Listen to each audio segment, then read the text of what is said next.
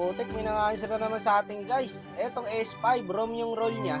Tapos gusto niya rin mag-jungle. So sabi ko, idol, XP ka na lang. Sabi niya, adjust na lang daw ako. Pang user siya eh.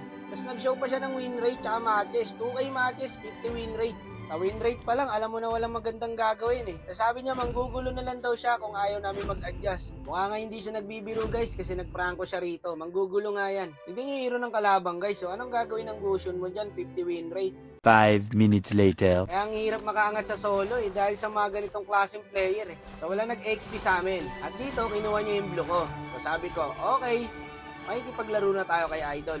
Ngayon guys, lahat ng objectives ibibigay natin kay Idol. Gusto niya ng buff, diba? O, ibigay nyo, ganun lang yun eh. Sabayan nyo lang sa trip. Kasi guys, pag nainis kayo dyan, talo kayo. Sure, talo na yan eh. Tapos maiinis ka pa. O, di doble talo ka. O, eto pa Idol, tara rito. Huwag mo na hukin, ibibigay ko sa iyo yung farm. Hindi na bago to guys, mga bata na lang naiinis sa ganito. Sabi ko rito, kunin mo, tutulungan kita. Ang tanga na ito, no? Tinutulungan mo na, lumalayo pa. Pinapakuha na nga sa kanya eh. O, hukin pa niya yan. O, hintayin natin makabalik. Sige, marami akong oras sa'yo. First game ko to, huwag ka mag-alala. Kahit hanggang anong oras tayo abutin dito. Ayaw mo kunin, binibigay ko na nga sa'yo. O, hook. Second skill. Ay, ayaw mo kunin. O, hintayin ulit natin makabalik. Ganun lang yun. Hintayin natin makabalik. Ayaw mo kunin eh.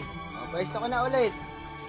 Sige, gawin mo tanga sarili mo. Magpakapagod ka. O, hook. O, hintayin natin makabalik. Tanga yata tong gago na to eh. O, niretry ko na para alam mo na sa'yo na. Ayaw talaga niya. Gusto niya hukin. O, hintayin natin makabalik. Ayaw mong kunin eh. Hindi ako alis dito, boss. Promise, boss. Mapapagod ka sa akin. Ikaw ang mapapagod. Ako, nakatayo lang dito. Ayun na, may kalaban na. Wala na, may epal na. Tara dito, ano, pagod ka na. Okay mo ulit. May yung tok-tok na ito ni Idol. Nag-chat na nga ako na ibibigay ko sa kanya yung farm. Minuhok naman niya. O, bahala ka sa buhay mo. O, ito, red na lang. Ano, red na lang tayo? Teka, kunin mo muna to. Nire-retry ko na nga, oh. Ay, Diyos ko po. Ba't tinuhok mo? Ibibigay ko nga sa'yo. Kaya mo sila dyan. Dito tayo. Ano, tawa ka na? Tingnan na neto. Kulang sa palo to, guys, no? Hindi makaintindi. Ibibigay ko nga sa'yo yan. Kanina pa eh. Hook ka ng hook eh. Akala niya siguro guys, nakikipagkumpetensya pa rin ako sa kanya. Diba? Ubos ang oras niya ngayon. Nakakapagod niya, hook ka ng hook. Ikaw, nakatayo ka lang, diba? Ito, bigay mo ulit sa kanya to. Kunin mo to. Ito, gago eh. Pan kasi yung martis eh. Nagka-item na yung mga kalaban, no? Tataba na. Sabi niya guys, okay na Harley, ikaw na ako, iiyak ka na ba? Ha? May umiiyak pa ba sa ganito? Wala nang umiiyak sa ganito guys. Mga bata na lang. 2025 na guys. Nag-i-improve na yung mga player. Pag ginawa nyo to, sa kapwa player nyo, o kaya sa random, wala na hindi na kayo papansinin guys. Hindi tulad dati, di ba? Masyado tayo apektado pag ginawa sa atin to. Kumbaga nalagpasan na kasi natin tong era na to guys eh. Alam nyo naman yung dating era, di ba?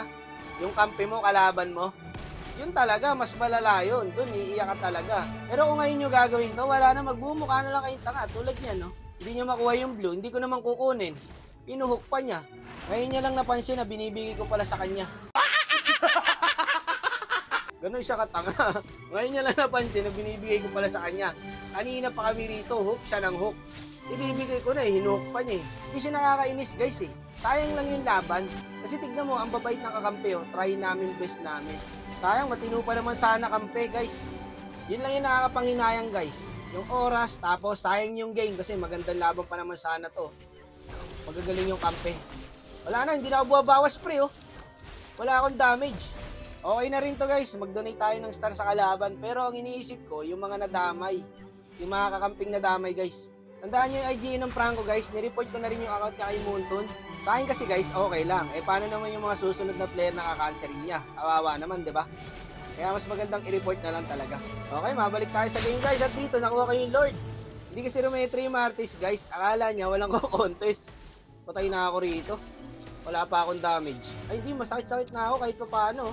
Dapat pala hindi ko na kinuha eh. Kasi alam kong talo na rin guys eh. Ba't binigay ko na, tas end na? Tumagal pa tuloy konti. Palag-palag pa kampi, oh. Sayang, gagaling sana ng kampi, guys. Bago nagbalikan na naman yung mga ganito player, no?